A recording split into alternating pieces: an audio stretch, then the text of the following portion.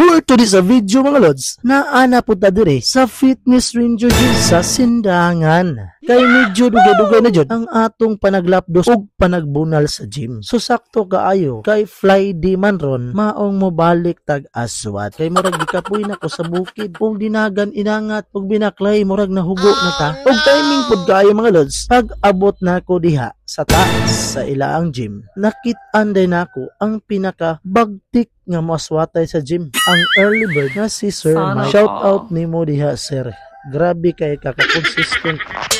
Alright, og nakita sab nako ang amigo o kauban nga instructor dire si Boss Clyde nga power pod gaay ni mo aswat. Oy, nakita sa nako ang mga loyal solid gymmers nato sa Fitness Ranger. So ang una na kong gibuhat ni mga lords is mi warm up sa ko or stretching kumbaga before ta mo aswat. Og diha nga part automatic flex sa mi sa amo ang mga body odor.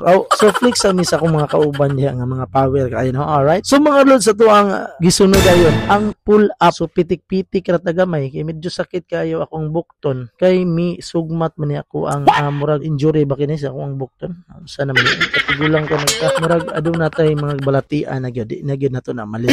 So mga lods ligdi ta karon, touch lang tagamay sa legs kay para ma-recover ang na-miss nato nga mga gains. Ba? So una na ko nga program mga lods is kining seated leg curl. Kining seated leg curl, 3 sets ang ako ang tirada ani o tulo ka balik og 12 repetition. Lami manggugay ni para sa tong hamstring no. Mura pod og gi-massage ba. So ayan muna ang program sa seated leg curl mga lods. Alright. So sunod na ko nga program mga lods, kining hammer curl no. So mura gihapon ang ato ang program diha, tulo ka sets dayon na 12 repetition lagi gihapon ako na no. So target ani is kining loyo sa atong legs.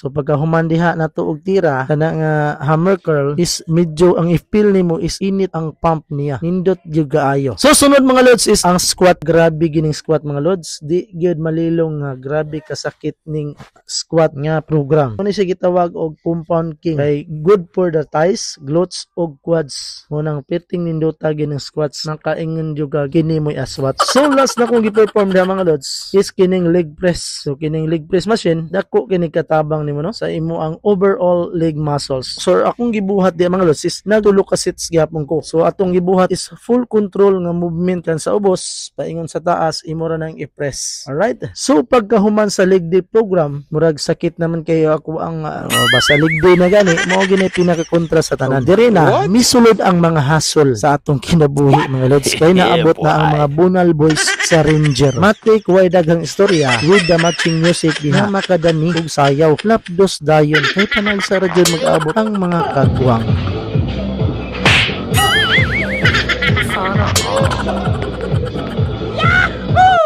Bunal dayon mga lods sa panagsayaw. Bunal sir.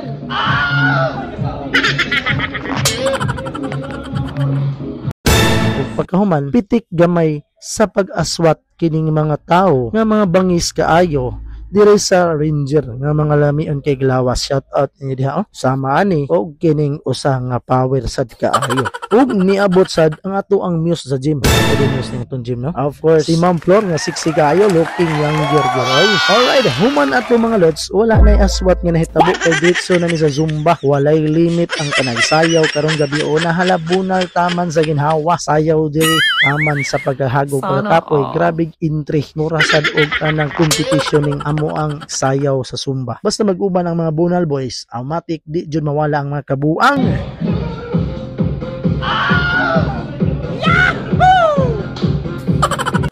Walay kidji karong panahon basta sabay lang permi. Alright, bunal minti mga lods, let's go! Yahoo! Oh my God! Wow!